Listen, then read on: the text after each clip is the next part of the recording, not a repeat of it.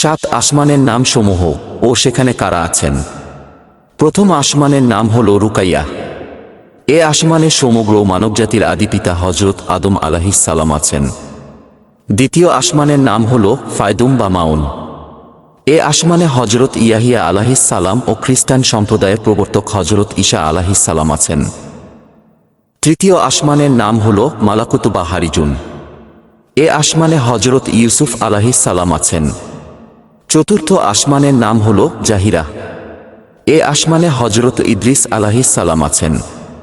পঞ্চম আসমানের নাম হল মুজাইনা বা মুসাহারাত।